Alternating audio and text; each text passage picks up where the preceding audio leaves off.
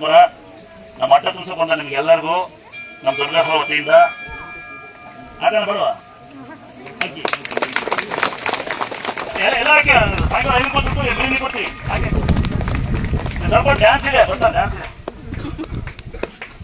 ಯಾರಾದ್ರೂ ಒಳ್ಳೆ ಕೆಲಸ ಮಾಡಿದ್ರೆ ಯಾರು ಒಬ್ಬೊಬ್ಬರು ಸಹಾಯ ಮಾಡಲ್ಲ.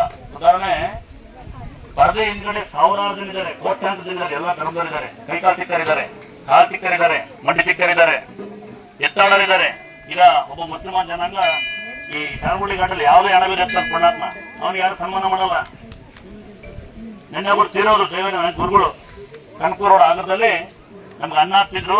ಈ ವಿದ್ಯೆ ಕಷ್ಟ ಅವರೇ ಸ್ವಲ್ಪ ಅವ್ರು ನನ್ನ ತೀರೋದ್ರು. ಅವ್ರು ಸಾವಿರಾರು ಜನ ಕೈಕಲ್ ಸಿಕ್ಕಿದೆ, ಅವ್ರ ಸನ್ಮಾನ ಯಾರು ಮಾಡಲಿಲ್ಲ. ಯಾವನೊಬ್ಬ ಬಂದ್ರೆ ಆಮೇಲೆ ಖುಷಿ ಮೆರವಣಿಗೆ ಮಾಡಿ ಸನ್ಮಾನ ಮಾಡಿ ಪಟಾಕಿ ಹೊಡೆದು ಏನ್ ನಿಮ್ಮ ಅಪ್ಪ ಅಮ್ಮ ಕೂಡ ಪರವಾಗಿಲ್ಲ, ಇಲ್ಲ ಯಾರು ಸಿನಿಮಾ ರಿಲೀಸ್ ಆದ್ರೆ ನಿಮ್ಮ ಮನೆ ಅಪ್ಪ ಮಲಗಿದ ಪರವಾಗಿ ಕೂಗಾಡ್ತೀರಿ.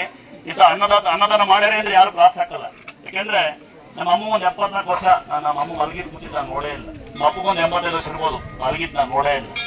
ಹೆಂಗ್ ಬಳಸಿ ನೋಡಿ ನಮ್ಮನ್ನ ಮಕ್ಕಳು ಕುಡಿತಾರೆ ಅಂತ ಜೀವನ ನಾನ್ ಮಕ್ಕಳು ಇಲ್ಲ ನಾವು ಹೆಂಗ್ ಬೆಳೆದಿ ನೋಡಿ. ಒಂದ್ಸರಿ ಯಾರು ನಮ್ಮ ಅಪ್ಪ ಅಮ್ಮ ಹೆಂಗ್ ಕೆಲಸ ಮಾಡ್ತಾರ ಅನ್ನಲ್ಲ. ಬರೋದು ಲಾಸ್ಟ್ ಮತದಾನ ಅನ್ಕೋಬೇಡಿ.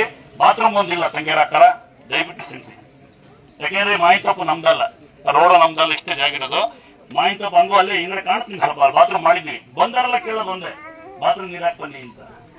ನಮ್ಮನ್ ಕೇಳಿ ಪರವಾಗಿಲ್ಲ. ನಮ್ಮ ತಂದೆ ಬಹಳ ನಮ್ಮ ಐತೆ, ನಮ್ಮ ತಂದೆ ಕಸ ಹೊಡಿತೀನಿ, ನಮ್ಮ ತಂದೆ ನೀರ್ ಹಾಕ್ಸ್ಬಿಟ್ರು. ನಮ್ಮ ತಂದೆ ಬಹಳ ದೇವಂತ ಮನುಷ್ಯ. ಹೋಗಿ ನೀರ್ ಹಾಕುವಂತ ಯಾಕೆ ಹಾಕ್ತೆ ಅಂದೆ, ಮಗಳಿದ್ದೀನಿ ಬಿಡಪ್ಪ ಅಂತು. ಯಜಮಾನ ನೀರ್ ಹಾಕ್ಬಾರೆ ಅಂತ ಮಾತಾಡ್ಬಿಡ ಬಾರ್ ಕೊಟ್ಟಿದ್ದೆ ನಮ್ಮ ಮಮ್ಮಿದವ್ರು. ಆಮೇಲೆ ಕಲ್ಲು ತೆಗಿತಿದ್ವಿ.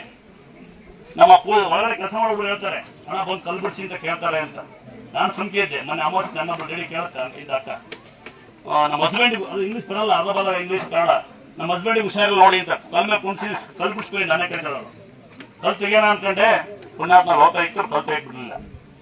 ಕಲ್ಲು ತೆಗಿತೀವಿ, ಜನಕ್ಕೆ ಎಷ್ಟು ವ್ಯವಸ್ಥೆ ಮಾಡ್ತೀವಿ ಅಷ್ಟು ದುರಂಕಾರ ದರ್ಶಕರು. ನಿಮ್ಗೆಲ್ಲ ಏನಂದ್ರೆ ಚೀಟಿ ಹಾಕ್ಬೇಕು, ಮೋಸ ಮಾಡ್ಬೇಕು, ದಂಧೆ ಮಾಡ್ಬೇಕು, 9 ಸರಿ ಬರ್ರಿ ಅನ್ಬೇಕು, ತಾಳಾರಿ ಅನ್ಬೇಕು, ನಿಮ್ಮ ತಾಳೆ ಹಾಕ್ರಿ ಅನ್ಬೇಕು. ಅವಾಗ ನಿಮ್ಗೆ ಉದ್ದಾರ ಆಗ್ತಿರ್ಲಿಲ್ಲ. ಒಂದೇ ಒಂದು ದುಡ್ಡು ಯಾರು ಕೇಳಿಲ್ಲಪ್ಪ. ದಯವಿಟ್ಟು ಯಾರು ಬಂದು ಮನಸ್ಸಿಗೆ ಬೇಜಾರು ಮಾಡೋಗ್ಬಿಡಿ. ಆಗಲ್ಲ ಈಗೆಲ್ಲ ನಾಡ್ಕಾಡ್ಬೇಡಿ, ಕುತ್ಕೊಳ್ಳಿ. ಆಗಿಲ್ಲ ಮನೆಗೆ ಹೋಗಿ ಏನ್ ಮಾಡ್ತಾರೆ ಕರೆಕ್ಟ್ ಅಣ್ಣ. ಆಗಿಲ್ಲ ಯಾರು ಕೇಳಿಲ್ಲ ನಾವು ನಮ್ಮನ್ನ. ನಾನು ಇದ್ದಂಗೆ ಇಲ್ಲ ಪ್ರಸಾದ ಕೊಡ್ತೀನಂತೆ, ಸೀರೆ ಕೊಡ್ತೀನಿ. ಇನ್ನೊಂದ್ಸರಿ ಮನಸ್ಫೂರ್ತಿಯಾಗಿ ಯಾರ್ಯಾರು ಬೆನ್ನಿಂದ ಸಹಾಯ ಮಾಡ್ಕೊಂತಿದ್ದಾರೆ. ಉದಾಹರಣೆ ಪೊಲೀಸ್ದವ್ರ ಗಲತಿ ಆಗ್ತದೆ, ಮಿಲಿಟರಿದವ್ರ ಕಷ್ಟ ಆಗುತ್ತೆ, ರೈತರಿಗೆ ಕಷ್ಟ ಆಗುತ್ತೆ, ಡಾಕ್ಟರ್ಗಳು ಎಷ್ಟು ಕೆಲಸ ಮಾಡ್ತಾರೆ, ನರ್ಸ್ಗಳು ಎಷ್ಟು ಕೆಲಸ ಮಾಡ್ತಾರೆ, ಮಾಸ್ಟರ್ಗಳು ಇನ್ನು ಮುನ್ಸಿಪಾಲ್ ಎಷ್ಟು ಕೆಲಸ ಮಾಡ್ತಾರೆ, ಅವ್ರ KD ಕೆಲಸರು, ಇವರೆಲ್ಲ ಪಬ್ಲಿಕ್ ಸರ್ವೆಂಟ್. ಅವ್ರಿಗೆ ನಾವು ಸನ್ಮಾನ ಮಾಡೋಕ್ಕಾಗಿಲ್ಲ ಅಂದ್ರೆ ಗೌರವ ಅಂತ ಕೊಡೋಣ. ಯಾರ ಬಗ್ಗೆ ಕೆಟ್ಟ ಮಾತಾಡಬೇಡಿ. ಒಂದೇ ಒಂದ್ಸರಿ ನನ್ನ ಕಿವಿ ತೃಪ್ತಿಯ ಒಂದು ಪಾಠ ಹಾಕಿ.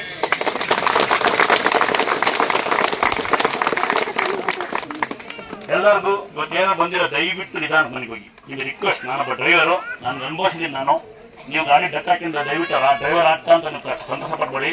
ಅವನ ಸಂಸಾರ ನಿಮ್ಮ ಸಂಸಾರ ಇರುತ್ತೆ. ದಯವಿಟ್ಟು ನಿಧಾನ ಮನೆಗೆ ಹೋಗಿ. ಆಗ್ಬೋದಾ? ನಿಧಾನಕ್ಕೆ ಹೋಗಿ ಆರೋಗ್ಯ ಚೆನ್ನಾಗಿ ನೋಡ್ಕೊಳ್ಳಿ ದಯವಿಟ್ಟು. ಆಗ್ಬೋದಾ? ಪ್ರಸಾದ ಕೊಡ್ತೀನಂತೆ, ಯಾರಿಗೆ ಬೇಕು ಅವ್ರು ಇಸ್ಕೊಳ್ಳಿ, ಬೇಡ ದಯವಿಟ್ಟು ಎಸಿಬೇಡಿ. ಎಸಿಬೇಡಿ, ಬೇಕಾದ್ರೆ ಅರ್ಸರಿ ಬನ್ನಿ ಕೊಡ್ತೀನಿ.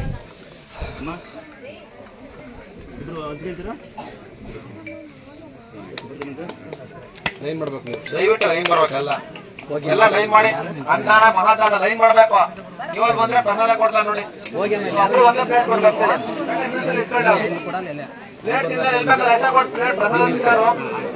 ಲೈನ್ ಮಾಡ್ಕೊಬೇಕು, ದಯವಿಟ್ಟು ಲೈನ್ ಮಾಡ್ಕೋಬೇಕೆಲ್ಲ. ಪ್ರಸಾದ ಬೆಲೆ ಕೊಡ್ಬೇಕು ನೀವು. ಲೈನ್ ಮಾಡ್ಕೊಳ್ಳಿ, ಎಲ್ಲ ಲೈನ್ ಕೊಡ್ಬೇಕು.